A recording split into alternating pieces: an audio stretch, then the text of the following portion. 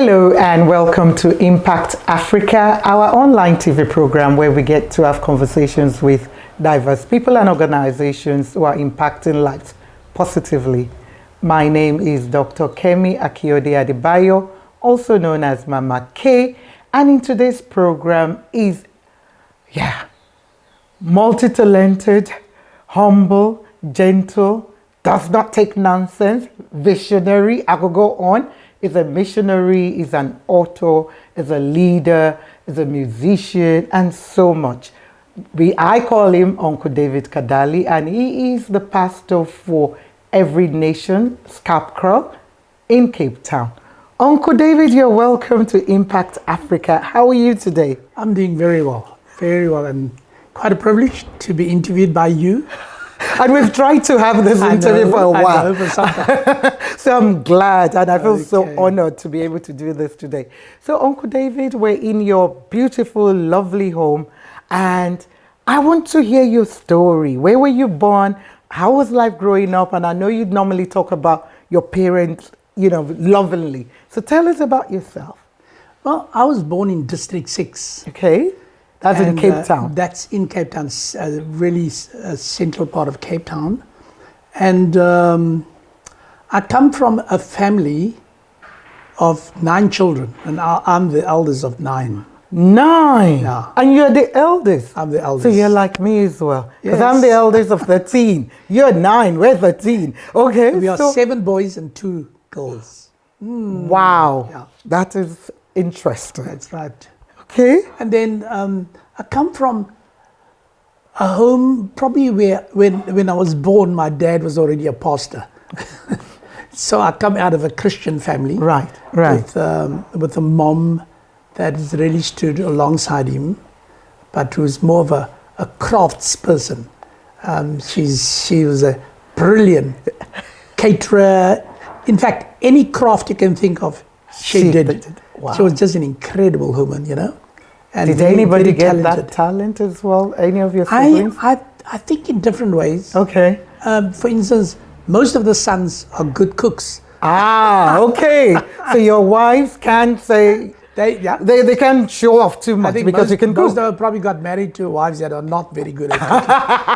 I think that was intentional then by your mom. Your mom had seen that coming. You could get into trouble though. You could get into trouble for saying that. But there's 1 or 2 of them that are very good. Okay. Right. So she's very creative, can cook, does a lot of other things. So how was life growing up? Life was very challenging because we grew up in District 6. And we left there when I was 8 years old. Okay. But my dad was in charge of some churches within District 6. Okay. I think it was 3 or 4 churches. And over the years, apartheid, what it did, we had to close down churches. And we moved to Mowbray while my dad was still ministering in District 6. So slowly over the years, we had to close down churches. And then in Mowbray, where we lived, because my dad wasn't a full-time pastor, but he worked as a full-time pastor. Oh, really? But he also worked for the municipality. Okay. So because of his job, he was transferred to Mowbray. Right. And then also because of apartheid, we were thrown out. We had to just give him 2 weeks' notice to get out of our house because of... That must have been dreadful. And then also the school I was at closed down. Wow. So it was difficult, moving, losing your home, losing your church. Starting all over again. And then moving to an area that is crime infested because there was no place. People on the waiting list were waiting for years and years. So now all of a sudden we were thrown out and needed a place. And our lives were turned upside down. It was a very difficult process. Wow. But I believe it was all for a reason. So education-wise, I know you said your school was closed. So where did you get your basic education and your tertiary my basic one? education, and I had to move from school to school. Right. I even had to help my dad and leave high school and finish it at night school. And then I studied Look, when I started off, I thought I'll be a piano repairer because I was very involved with playing piano. Okay. So I took a job as a piano repairer, but I didn't stay long. Right. And then, just to cut a long story short, I got involved in draftsmanship because I was also interested in art and plans and all those kind of things. Right. But during that period, I was very involved in ministry, in church. Dad is a pastor. Yes, I'm involved obviously. in youth work, children, whether you like it or not. Work, very involved. And I seem to have had a call to youth ministry and felt that I needed to study. But even before I studied and went to study theology, Right. the church called me to assist a pastor and to consider full-time youth work, youth ministry. Right. So it was in an area called Salt River. Okay. And that's where I went and started. But within 6 months, the pastor had to leave to go sort at another church. Right. And they said, David, can you just hold the church? Because it was a pioneering church. Hold the church while we wait for another pastor. And another pastor never came along. I ended up being the pastor. People got saved and were discipled. And before I knew it, I was leading a church. But I thought I better get myself trained. Right. And that's when I went to study theology. So what was challenging is studying theology and running a church full time. Right. That was quite a challenge. But I did that, I completed that. And then at the end of my training, I also felt a call to full-time ministry in Youth for Christ. Right. So now I was doing that. Now my previous involvement with Youth for Christ was 1974, where I was part of a music team that ministered right through South Africa, Mozambique, Madagascar, Mauritius, and Reunion. So that's the time when I was when I was exposed to overseas ministry. Right. But when I came back, I wasn't the same. I think I was more just a pastor's kid involved in ministries, a real PK. But when I came back, I had just a real sense of call in my life. Okay. Was that based on the travels and what you saw? So where were you and how long were you there for? Well, we traveled. Traveling. Yeah, the travel, it was a sort of a year-long program. Okay. So we first had to do training. Right. So they train and you do songs and stuff. So it's a whole 3 months training, I think. Okay. Before we traveled for the rest of the months, And so it's one of these year-long programs. I see. So it was incredible. You're coming back and totally different back person. Reporting, I was different. And now I was always involved with music. And youth ministry and stuff, and was that from the piano repairing? Because I'm trying to look at the connection now. Well, the connection was my dad, because he was involved in ministry. Yes. He was involved with a missionary who had a piano. Right. And then she went back to England, left the piano, and said, "My dad must try to sell it and send the money over." Okay. So while the piano was at our home, I was plonking, and my dad realized, hey, I've got talent now. I've never studied music. Gifted. And people just don't understand. From what I know from Uncle David, he's a guru. But people don't understand because it's just a gift. It's just a gift of God. So I was playing, and then my dad wrote to her and said, I would like to keep the piano and trust God for finances to pay you. And she said, yeah, that's all right. So I've been fiddling on the piano, and I'm still fiddling. It's no longer fiddling. My parents couldn't afford to send me for any training. Because you already probably had all the skills. But not that. I would have loved to study music. Okay. My parents were just unable. It was just, we couldn't afford it. He didn't get much money, so we lived by faith. I just know living by faith. There is somebody who tried to send me, but it was just for a few weeks. Then they got into trouble financially. So I've never had the opportunity to study. So let me go back to Youth for Christ, because I know you were in Madagascar as well for some time. That's right. Was that based on Youth for Christ, missionary work, or was that just a general one? Well, in 1979, that's the year I got married to Denise. Ooh, and you've been married for how long now? 43 years. 43, yeah. This year will be 44. So we have... In 1976, okay. No, what year? 1979. 79, okay. 1979 I got married. But in that same year, I finished my studies, I married, and I joined Youth for Christ. Oh, that same year. 79, yeah. So that Triple was quite celebration. that was quite a challenging year. And then I got involved with Youth for Christ Cape Town. Okay. And eventually became the director of Youth for Christ. Right. Cape Town. Then after, so it was almost 10 years, I've discovered by then God has gifted me as a pioneer. And I shouldn't be too long in a job. Probably a minimum of 6.5 years, and then, you move. But then I must move on, because I've discovered pioneers can break down what they've built up if they stay too long, because they shouldn't move into a maintenance role. They are pioneers, So after about 10 years, but with different positions in Cape Town, I became the director and then moved to George, and then also became the regional director for all the Capes. Right. Which is the South Cape, the Eastern Cape, the Northern Cape. So I traveled quite a bit, but I pioneered the ministry in George, Knysna, Oudtshoorn, the South Cape. And today we've got a big option center, which is crisis pregnancy center, Kids Stop, and we've got ministries all over the place. So basically the churches then were doing a lot of community work as well, because your hat as well is in the community. That's right. And basically, so through Youth for Christ, we worked with local churches, and we pioneered ministries. And sometimes we did things which local churches can't do, as an organization, but specializing with teenage ministry.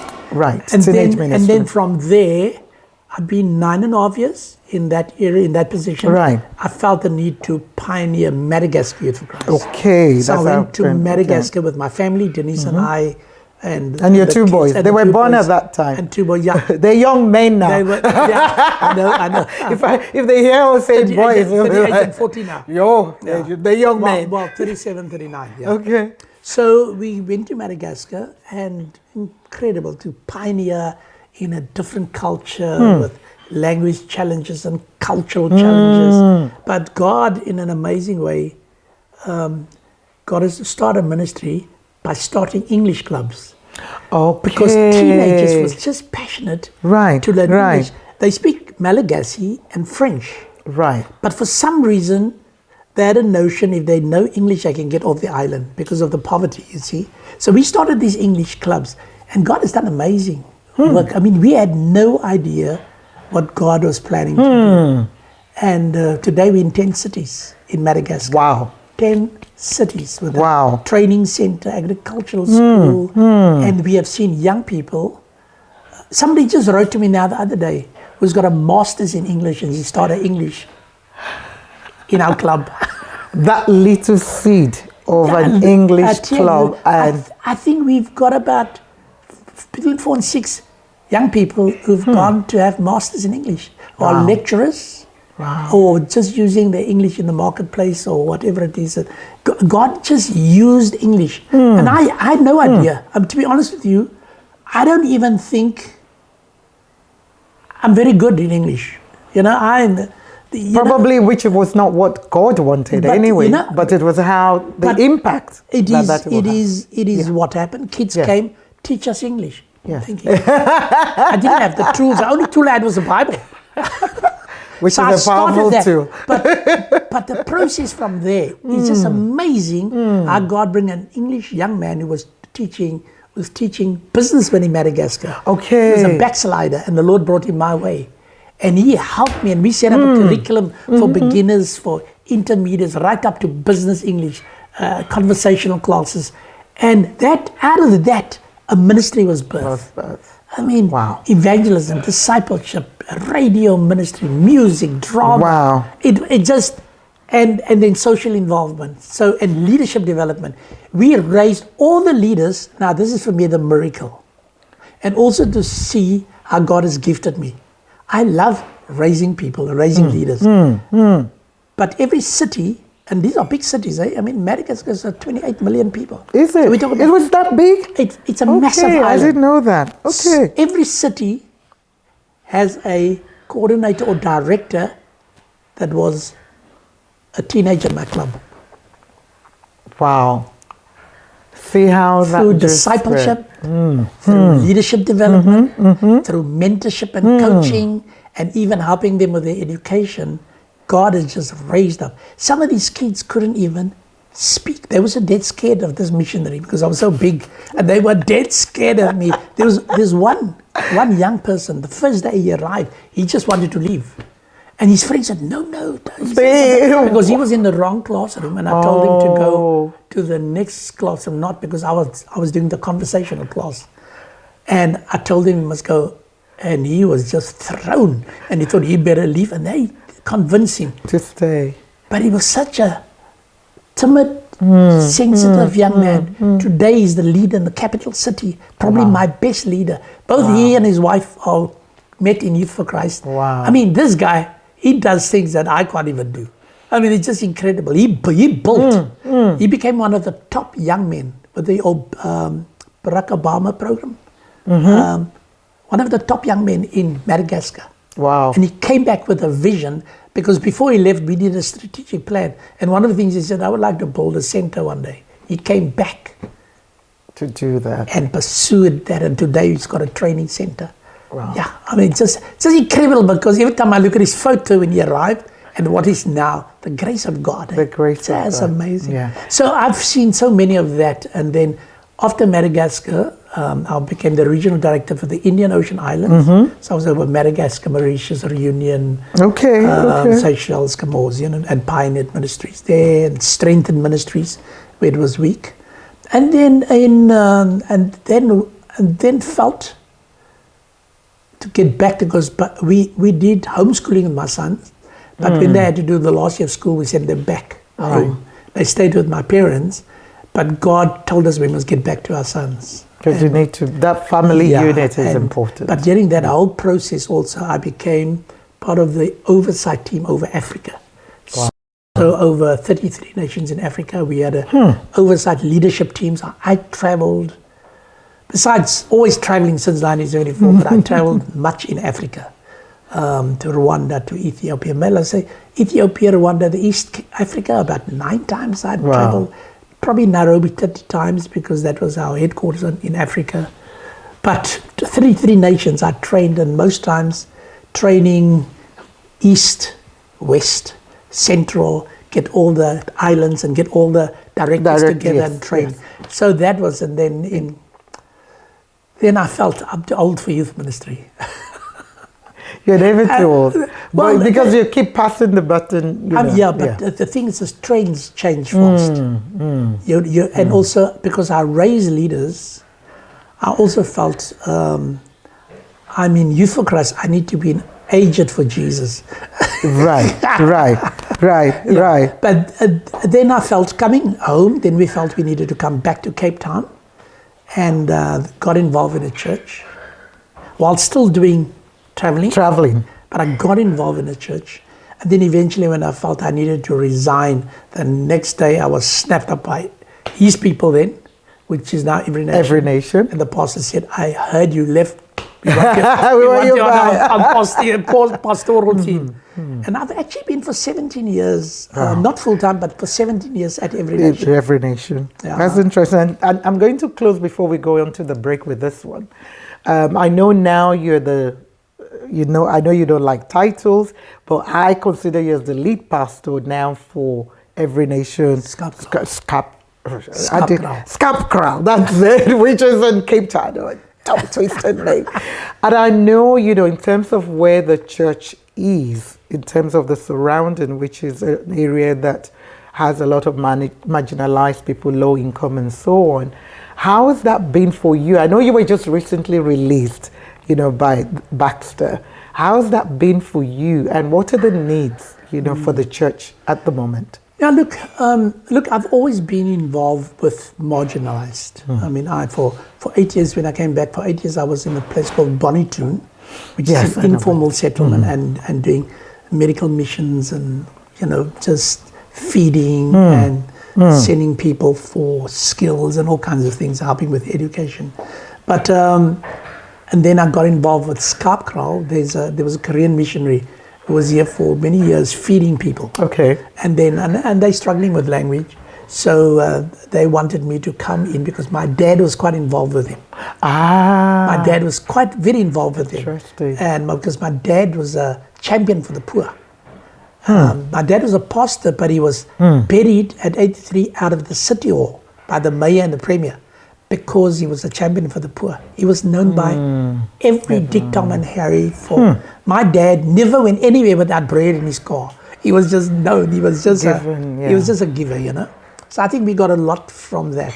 So I got involved in Schaapkraal just to help with the social, but I just felt I didn't want to be in a program where people ended up being dependent on you. We need to have a development program and look and be concerned about people's dignity and skills development and stuff. And that's what I told them. I'll only get involved in Schaapkraal if I can be involved in a development program. Right.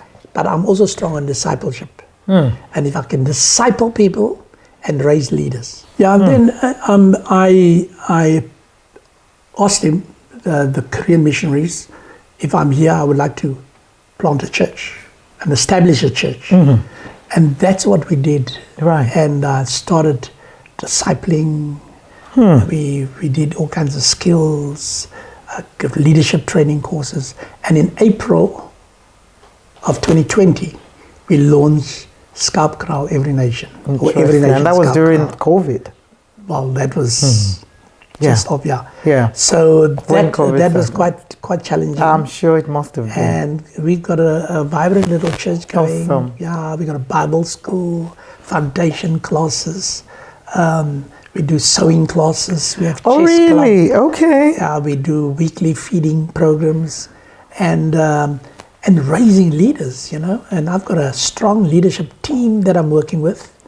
And I'm constantly aware. And I let people know I'm 71. I was just going to say succession planning and training. I've got a 5-year strategic plan. Okay.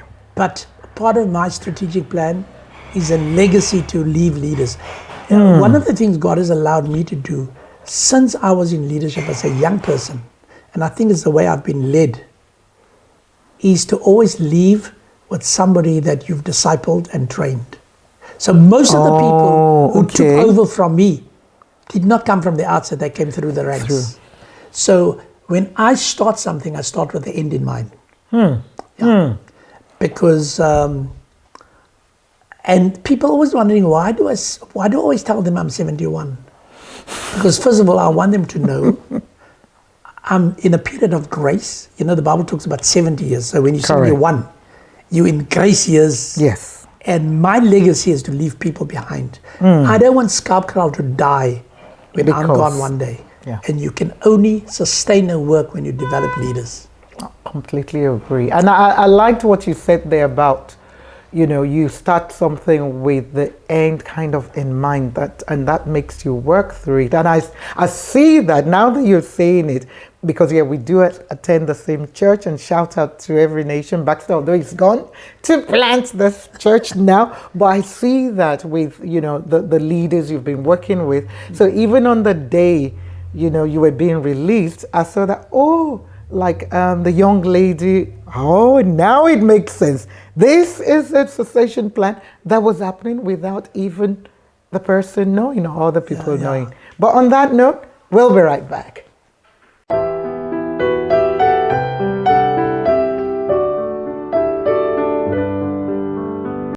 So Uncle David, born in District 6, 70 years old, planning on leaving a beautiful legacy behind. Both your parents were involved in church. Your dad was a champion of the poor, like you said. Your mom was very gifted, you know, cooking, creative, and a lot of things who I believe as well has influenced you. Your love for music, not trained piano, journey as a missionary, as a leader to Madagascar, around Africa. Wow. there has been so much there.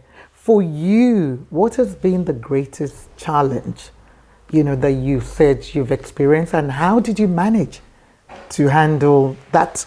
Because I'm sure there's been many challenges. So maybe just pick one particular and how you managed. Well, I think, there's a number of challenges I can think of. But there's something I need to say that has been at the back of my mind for many years. As a teenager, there was a prophetic word over my life.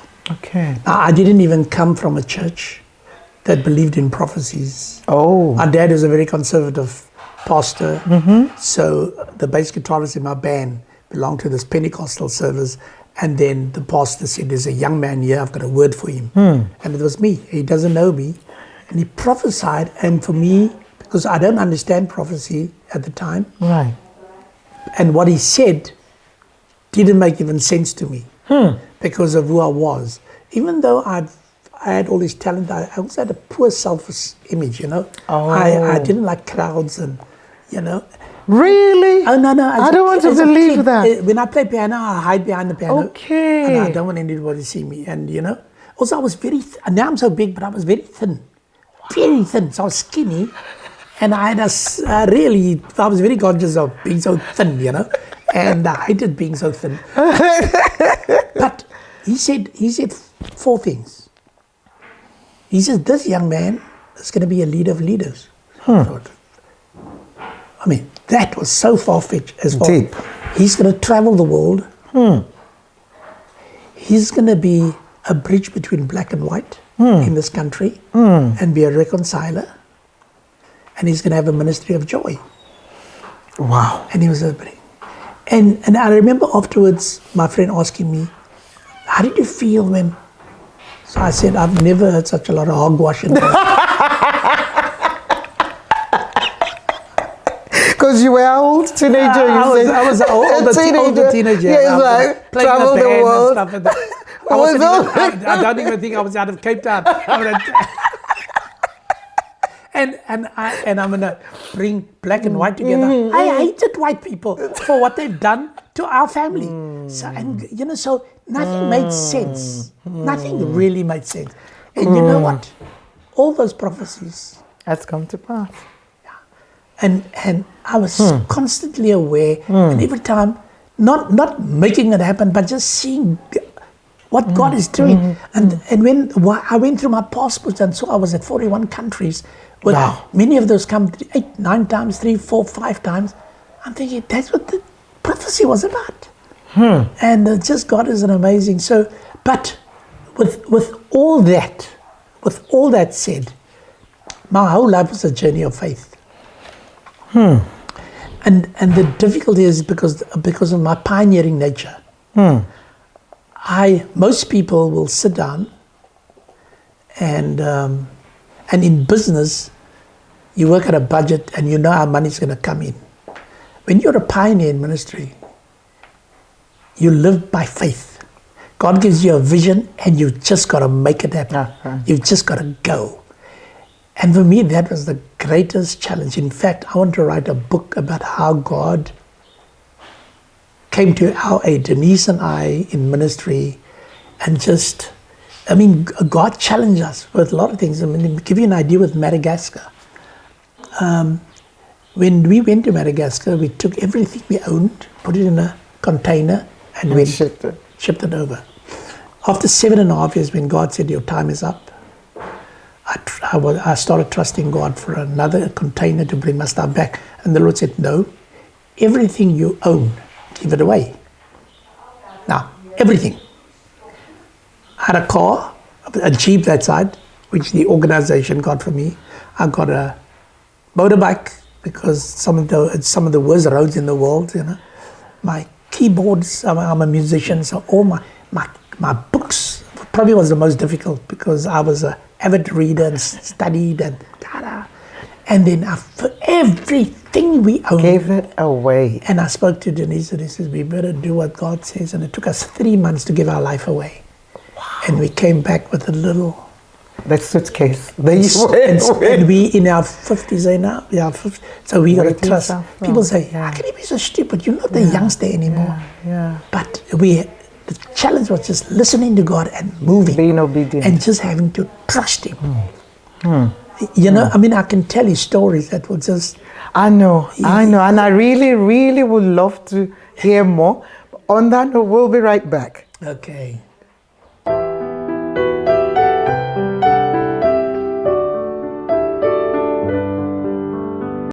Wow, Uncle David, powerful. Yes. My takeaway from that segment before we went on the short break, was basically being obedient, to God. Right. And, even just saying, like you said, living by faith and coming back. And even though people were like, you're in your 50s and how are you going to start all over again? Your books, your car, your everything. Wow. Yeah. So let me now go to, because I know I probably need to come back and do more of this because I want to hear more stories. And I know you were talking about you're going to write a book, at some point, but you've written so many books already on leadership and a few other stuff. So for you, what motivates you as a person? And what are the qualities you'll see of a leader? Because you're about leadership. Through and through in everything you do. What are the qualities a leader should have, and what motivates you? When you read and you hear about leadership, they say leadership is influence. But to influence, you need to have trustworthy leadership.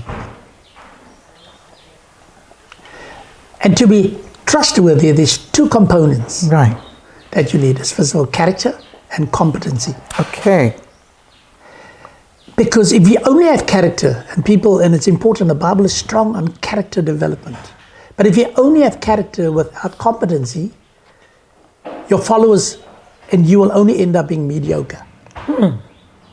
But if you have competency without character, you end up abusing people. Yeah. Deep. So for me to be a leader, and as a Christian leader, we need to have spiritual leadership. Right. The Bible talks about worldly leadership and spiritual leadership. Like this, worldly leaders lord it over people, controlling people. But spiritual leadership is about serving. And in Romans 8 also it talks about leadership is a spiritual gift. Now, when that hit me, because I was reading all kinds of books, secular books, Christian books. And then I decided I'm going to go on a journey and see what the Bible has to say about leadership. Okay. And I've been writing leadership principles now for years. I've got 250 leadership principles that are now in 2 books. Okay. And I'm working towards having 365 before I die, so that we can have one a day. That makes sense. The principles of leadership. And so I believe in biblical leadership, especially within the church context. You cannot come with a secular mindset. Right. If you start looking at what the Bible has to say, and I've written down just why it's different, and some of the reasons is because of we are being enabled by the Spirit. It is not just learning, which is important, but the enablement that is necessary. And the whole thing of servanthood, understanding Jesus' style. One of the reasons why I'm so against using titles to lead people is because leadership is about servanthood. Yeah. It's coming down to people's level. It is not one above, it's one among. Right. It is serving people. It's about giving your life away. It's investing in people. It's about humbling yourself before God. And I think too many of us, leadership goes to our head. And we even give ourselves titles. And we got to sit on, you got to function, you got to sit in a white chair and right in front. I sit where the people sit. So, people get upset with me because when I speak at a function, they want me to sit there with the boss in front And I look at the rest of that, I said, no, I'm comfortable here with my wife. I just, and sometimes I just, to be honest with you, I can just see it. Yeah. So my understanding of leadership is a biblical understanding, and Jesus is my model.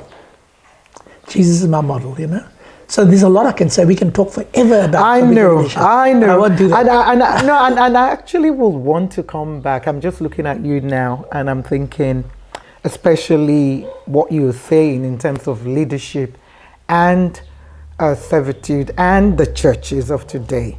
And I'm thinking, I need to get a few people together where we could have, good conversation about this. People like you and maybe somebody who is not of that, just to share, perception. So I'm sure we will come back to that, because I think we have to talk about that. Yeah. We probably have to talk about that. But I asked what motivates you, and I'm going to, before we go into the next segment, I want to hear what keeps you going. Why are you doing this? I know it's a call upon your life, but what makes you get up each morning to say, you know what? I want to keep doing this. I want to leave a legacy. What motivates you as a person? Well, probably a love for people. Okay. And also the knowledge that what people can become when they get opportunities, when somebody believes in them, when we prepare to, I normally tell the needy and the poor and the marginalized, don't let your circumstances define you. Yeah. You've been predestined for good works. That's what the Word of God says. There's something in you. And I think too many of our people have been really almost, their identity has been affected. Yes. By the poverty and the way people relate to them. We look down at people. And God has given me, people always ask me to preach, but I don't like preaching. To be honest, I'm not motivated. I do it because they want me to do it. You know what motivates me? Is seeing what God does in people's lives and influencing people to believe in themselves, to look beyond their circumstances, and to help them and give them tools that will help them get them out of their situation and believe. It starts with loving yourself, believing in yourself, and believing that God has a plan for your life. So that really motivates me. It's just, people can't understand why I moved from Baxter, which is really a church full of academics. Right. Academics, I mean, I've got connect groups with just PhD people and masters and stuff. So I moved from that church to a church where I find teenagers who haven't even started grade 1, who can't even spell their own names. That motivates me more than being. Right. Yeah. Wow. So, yeah. I'll close this bit with name 3 things or people, that might be, that you value most in life. What are the 3 things? The first thing is my wife, Denise. Denise. She's brilliant. Yeah, Denise has been a partner with me. Probably right from the start we met. I met her when she was 17. So you can imagine, as you can imagine, in every cotton picking ministry I was involved in, she was there. She was there. She's been along all the time. I appreciate my wife, Denise, as a partner in ministry, right up to today. I mean, she was in the week. I mean, we started, at our age, we started a youth club in Schaapkraal. I know, it's and we had up to 71 teenagers. And now that there are 24 kids made commitments to Christ. And on Sunday, Denise started discipling them. 17 kids came along to be discipled, and Denise was there with the team, So she's been an integral part. The second thing is, I always tell people, I'm not a self-made man. There's a lot of people who've invested in my life and who believed in me. My dad was one of it, who pushed me. Right. I mean, with the piano, with somebody who can't read music. I mean, I can read chords and stuff, help myself. But I've played in Denver, Colorado, in England, in Nairobi, all over the place, leading international worship groups and stuff. And people there's people who pushed me, who believed in me.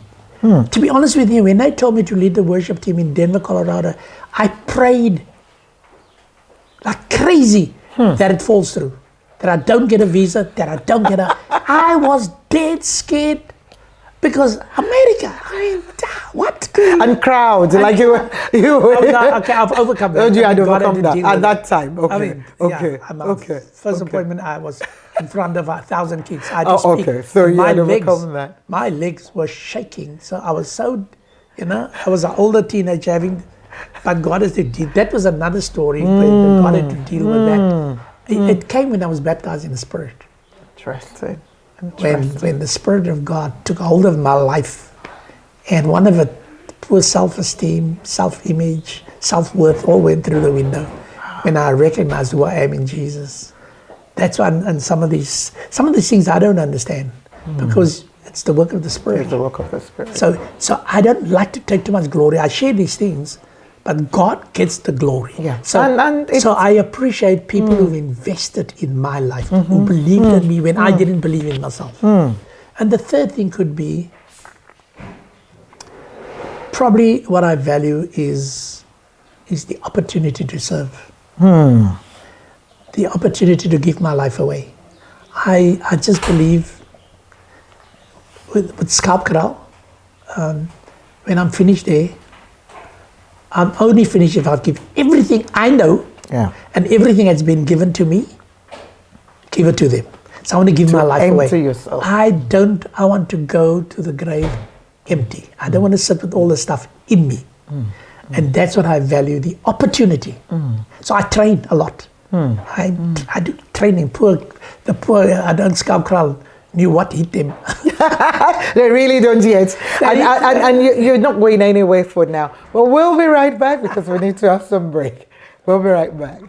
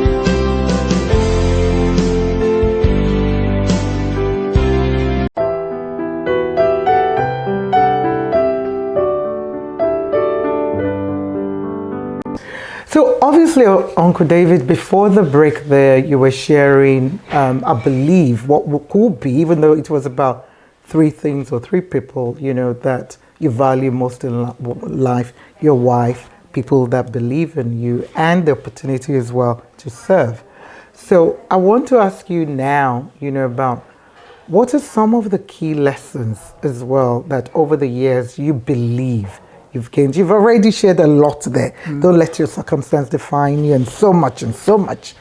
What are the key lessons do you think you've had and you've gained that will help young people who are watching us just now? Probably an important thing is to honor your parents. I'm saddened because we've got a graveyard that's not far from us, and I normally walk around and just see young lives that have been taken, just wiped out by crime, all kinds of things. And I'm constantly aware of the scripture that says, if you want a long life, honor your parents. I think something else, we need to have I tell kids, please have a teachable spirit. Yeah. Right. Now we live in a high-tech age where kids are exposed to so much.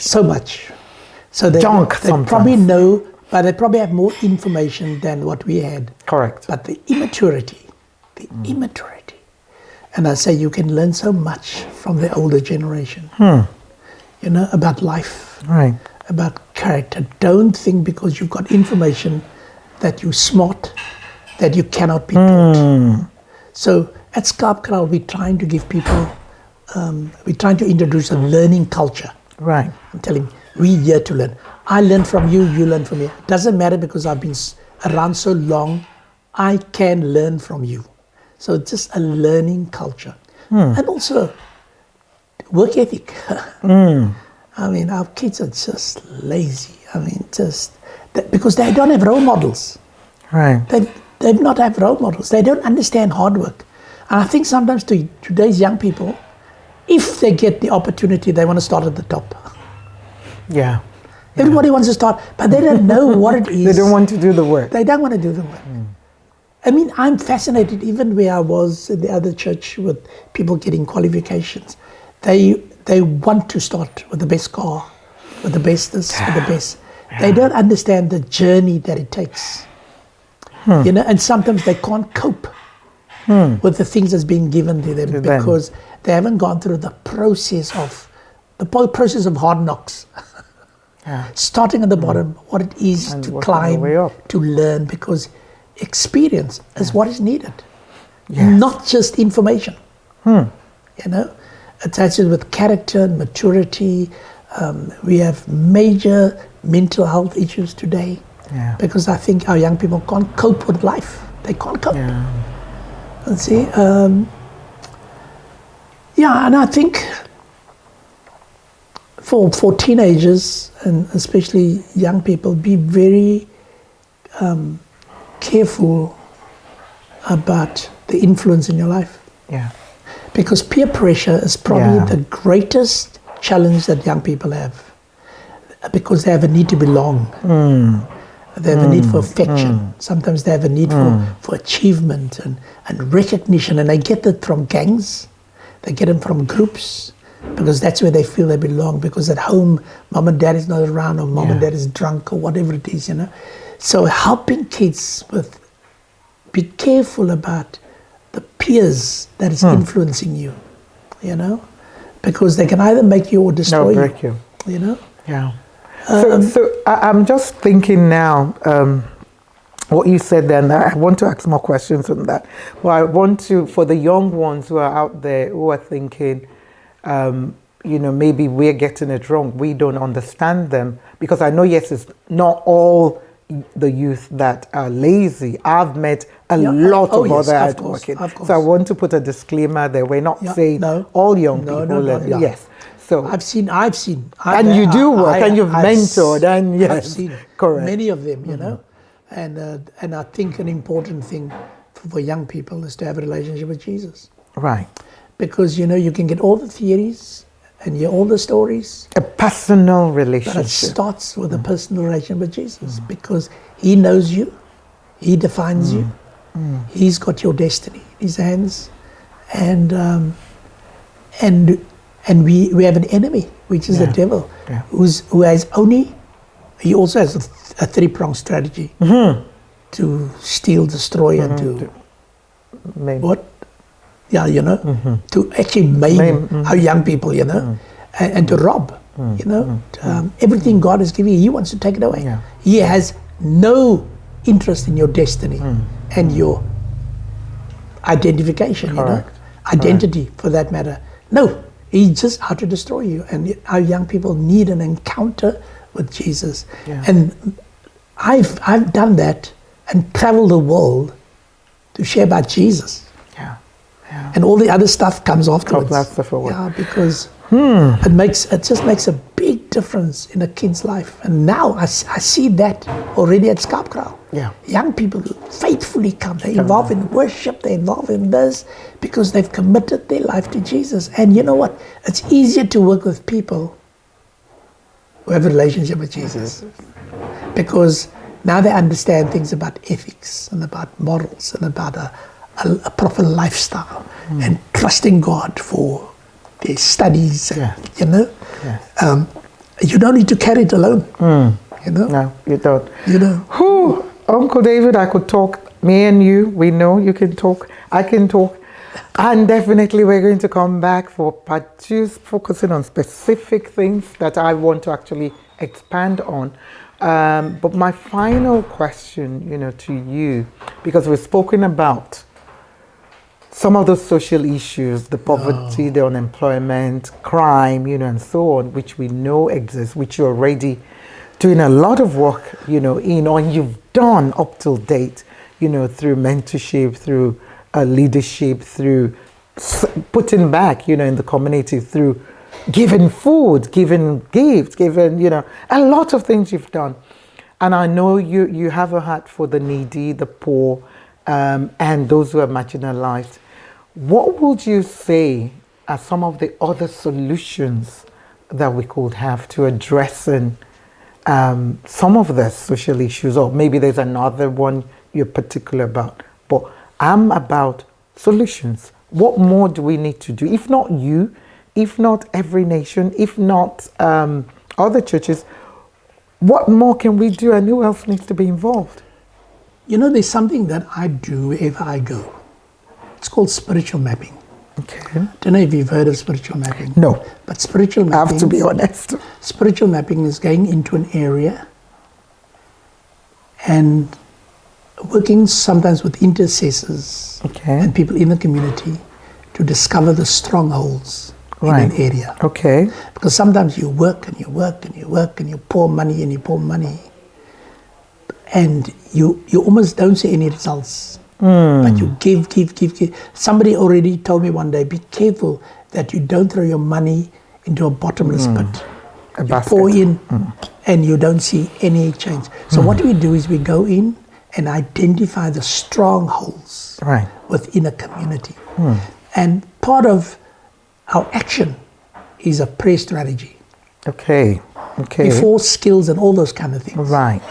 But praying into those strongholds. Right. Because there are sometimes within a community certain individuals or even institutions that works against your strategy. You see, I'm a firm believer that we're in a warfare. Yeah. Crime, murder, drugs, all these things that we're dealing with, there is a power behind it, and that is Satan. So even in social responsibility, and a lot of people, they've got a heart for the poor and stuff, and they just go, give, and you find for 20 years you're still doing the same thing. You're not making any difference. Because even in social responsibility, we need God. We need the Holy Spirit. We need to be led. We need to know what we're about. We need to see where God is working so that we can cooperate with God. Right. And not just do our own thing. Because we want money and we want to be seen to be good. It's a work of God. So, sorry, maybe that's not the answer you're looking for. No. It's deep. That is my approach. No, that is my approach. I didn't have any answer in mind. I'll give you an example. To give you an example, I'm working on having an ECD at Schaapkraal.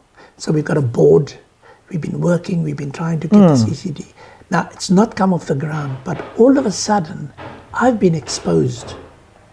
And I think it's a God thing, because when I started this youth ministry now, which is only over a month now, youth ministry, discovering all these teenagers who can't read, they haven't been to school, they were not registered, they can't even write their names. So I went to the leadership, I said, let's put the ECD on hold. I think God is showing us something different. We cannot be here working among a generation of young people who's got no hope to fit into a marketplace. We're living in a digital world. When you have teenagers who's 14-year-old who hasn't even started grade 1. I mean, it is very sad. So now we had a long meeting on Sunday around this, and there was a lot of, and everybody agreed, we've got to change our strategy. But that was a God thing. And we've got to listen to God and be flexible enough to change course, because there's a need. You know, my wife has been running around looking for, trying to get birth certificates for a 14-year-old. There's other kids, other leaders running around trying to get birth. On Wednesday, we're taking our laptops to have kids registered because parents are just tardy. So and there's a deadline apparently. So Wednesday we're going and we're telling the community, come and have your kids registered for school, So that's simple. It's a simple thing, task, but overlooked sometimes. Now, a second thing that is probably something that pumps, the motivation in me is the fatherlessness. Yeah. We don't, most of the people in our church is women as mothers. Yes. But the fatherlessness, so I'm getting men together. And I've already, and every Sunday, I have a group and I deal with all the men in the church, get them together, and we deal with what it is to be a father, what it is to be a man. What does it mean? Bottom line. We've got couples in our church who's not married. Now we're discipling them, but I can't put them into leadership because they're living together. So now I've got to get hold of these men. I mean, some of them don't even have work permits to be in the country and all kinds of issues we're dealing with. But fatherlessness and leadership among men is a big concern. It's a big problem because I think a lot of crime, a lot of the ills that we're dealing with is birthed by fatherlessness.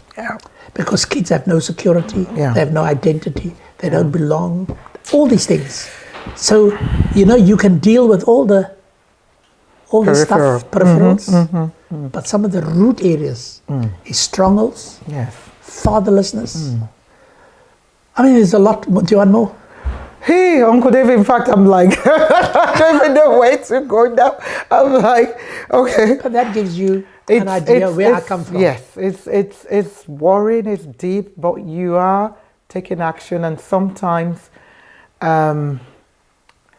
it sounds, for me, I'm looking at what you say now, and I think that's why I'm actually speechless, and I'm not even coherent, and I'm like, but the bottom line will be, sometimes it's just to start and to be obedient.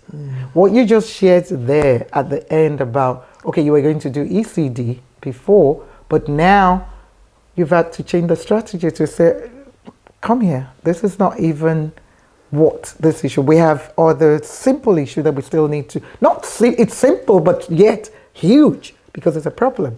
So you're being obedient, you're listening as well to the voice of God. Got to.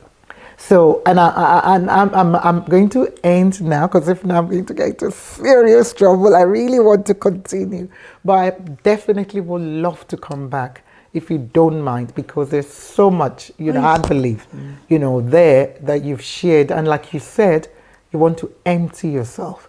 And through this is where you're sharing stories like this that can give hope, that can give inspiration to those watching, that can give confirmation as well, maybe to somebody else that, oh, if he's saying that, this is what is happening to me, or I've been through that, or I see that, oh yes, like you said, that missionary or that guy that saw the vision in you, the 4 things, being a leader, traveling the world, reconciling black and white. What was the 4th one now? Forgotten. But those 4 things, they're powerful. And at that time, you were a teenager, and you're like, ministry of joy. Yeah, exactly. That's it. Yeah, ministry of joy. So there might be somebody out there too. Maybe they've prophesied into their life, and they're like, what's that? So I'm hoping, such people, they're watching, or if they're not watching, other people are watching, and it will get to them. I celebrate you. I salute you. I thank you. And I pray, God, that has put you out there, and your father's legacy and your mother's legacy is going to pass on as well to your children. Not necessarily them becoming pastors, but where they would touch lives, impact lives positively, make a difference through their own generation as well to come. Because at the end of the day, like you said, you want to be empty, and we all go out empty with nothing. So thank you. I know you have a lot of people that appreciate you, that say thank you, but thank you for this platform, given to us to say, let's hear you. At 71, you're retired, but you're not tired in a way. You're still going, but you're not just going. For me, you're bringing the young ones along.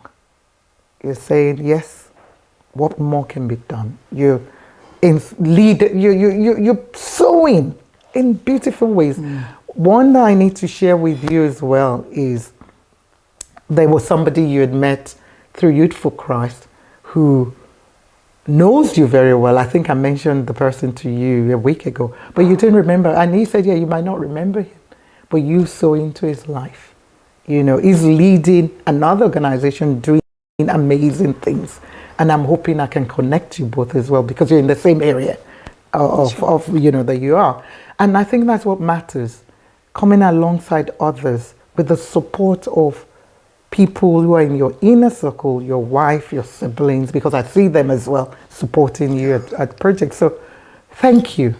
My pleasure. Thanks for Kimmy. all you do. Thanks, and I thank you. I appreciate you coming along, because I also believe in partnerships and networking, because there's a lot of people, even in the area where I'm working, that's doing amazing work, and we need to connect, because I don't think we need to duplicate. We need to complement each other and learn from each other. I mean that is what the work is about. Yeah. We're not an island. Yeah. There's people who's got more experience and been around longer than us. Yeah. And you doing you're doing amazing work yourself. I mean, I can learn so much from you. Man, I don't even. Oh, David, it's not about me. Let's move on. So, in closing, I want you to just words of encouragement or advice or anything God speaks to you to speak to young people or boy child or anyone you want to speak to. If you could just look directly and just speak to them. I think I've mentioned a few things. The whole thing of not being defined by your circumstances. There is hope, and Jesus is about hope. He came into the world so that all of us can live a life to the full. The Bible talks about Jesus came so that we can have life and have it in abundance. Not just life, but abundant life. And one day when we get to heaven, there's going to be rewards for that life that is promised us. And I cannot but not end and talk about Jesus, because with everything we do and everything we share comes from a relationship with Christ. I am motivated by Jesus. I'm motivated by the scriptures. I'm every day in the Word, and every time something new comes out. But that's my motivation. As said before, I'm not self-made. I know where I've come from. I had my own issues and my own problems, but I've seen God change and transform me. And today I've just got a love for people, and that's God. God can transform your life. If you're a young man, if you're a young girl, if you're struggling, God can transform and change your circumstances. But you've got to give your life to Jesus, because it's not just about Him being Savior. First of all, He wants to be Lord. He wants to be in control of your life. He wants to be King. He wants to show you what's important and help you through your journey. Journeys are not easy, because through your journey and through your pain, you build character and you become mature. And I just trust that what we've shared today will help you to realize you don't need to be satisfied with the status quo. There is something better for you, and that is the purposes of God. So thank you so much, Kimmy. Thank you, so Uncle David. Yeah. Thank you, Uncle David. And let's just pray every young person that listens to this, that God will do something in their lives. Amen. Amen. Well, that's all we've got time for. There's so much packed in there. I know it's been a much longer episode for us than usual, but it's been worth it. And I will advise you to play, replay, and replay, because there's so much to learn and relearn, from it. Live by faith, competence and character, leadership is influence, love for people. It's repeated that so many times. Love for people, which is the basis of what he has been about. And as well, not forgetting, believe in yourself and give your life to Jesus like he has said. I'm going to stop there. And till next time, I hope you've been encouraged and been inspired. And I celebrate you as well for whatever you're doing to impact lives wherever you are. Till next time, this is Mama K saying, stay safe, stay blessed. Remember, God is love. See you next time.